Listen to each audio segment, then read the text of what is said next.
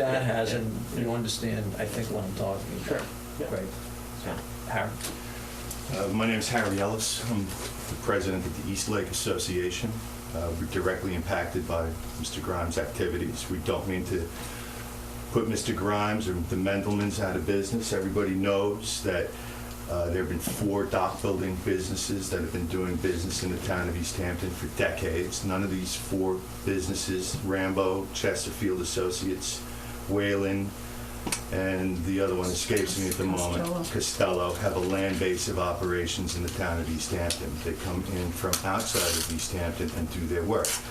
What Mr. Grimes is looking to do at 507 East Lake Drive in our neighborhood is intensify the use of that land and base his dock building business solely out of that land instead of having it spread around at the different marinas around Montauk Harbor and elsewhere, where it's traditionally, where this approach to the business has been traditionally done.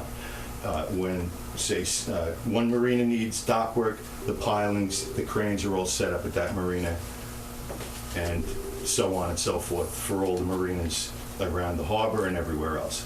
What Mr. Grimes has been doing is dumping lots of pilings, then loading them up on his barge in a very environmentally sensitive area, no less, and an area that's currently the subject of an eelgrass study by the Cornell Cooperative, the U.S. Army Corps of Engineers, the Natural Resources Department, and other agencies. It's an environmentally sensitive area. It's one of the last two known eelgrass beds in Lake Montauk. And anytime he uses that barge in that area, he has to deploy spuds, which directly damage the lake bottom. That's one point. Now, Mr. Grimes, I'm here, not because I didn't think it was on the agenda, I'm here in response to Mr. Grimes' appearance last week at town meeting in Montauk. And I also read an online publication that was emailed to me that quoted Mr. Grimes in a few manners. Namely, he states that 4 or 5 months ago he was issued a violation. He also states that he can't spend more than 2 hours on the property without code enforcement showing up or the building inspector. Well, Mr. Grimes was issued 3 violations for no site plan 9 months ago, 10 months ago, and 11 months ago. It's a lot more than just a violation 5 months ago. Mr. Grimes also was importing excavated materials to the site, and I emailed you this information, at the rate of 24 truckloads inbound a day. When was that? That was back in late '07. Okay. And here are pictures of that activity.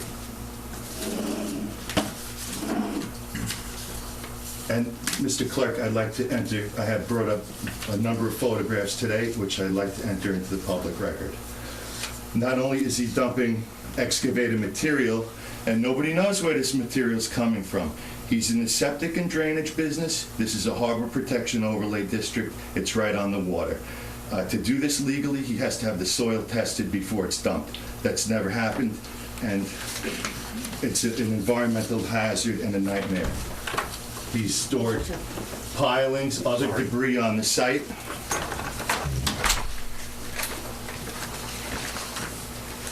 And you'll see in these photographs that the water runs off from this property directly into Lake Montauk and the harbor.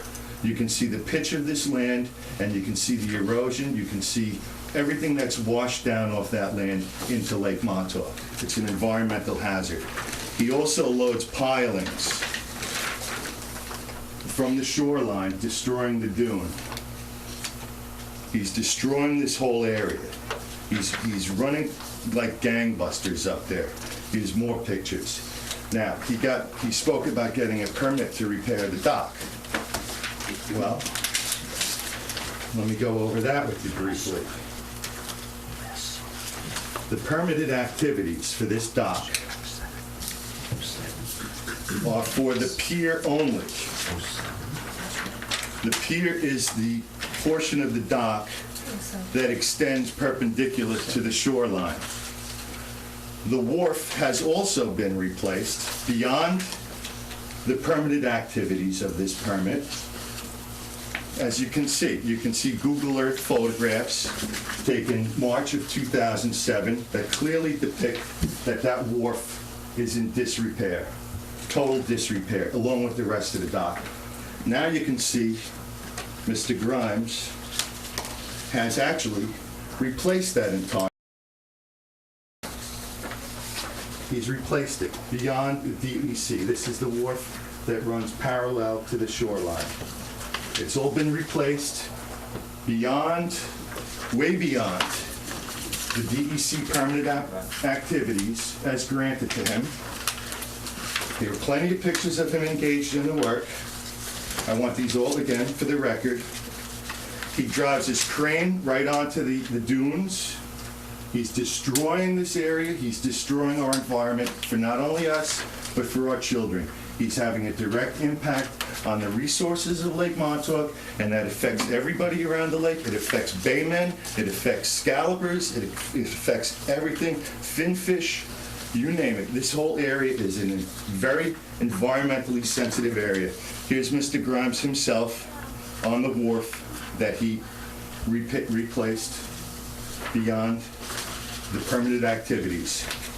And besides the fact, you will see on his own handwritten drawing that he submitted for that DEC application, it shows here, this is the pier extending from the shoreline,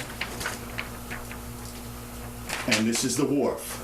And right here he wrote, "End of dock, not to be replaced." He even wrote it in his own handwriting. And he went beyond the DEC permitted activities. The photographs show that he replaced that pier.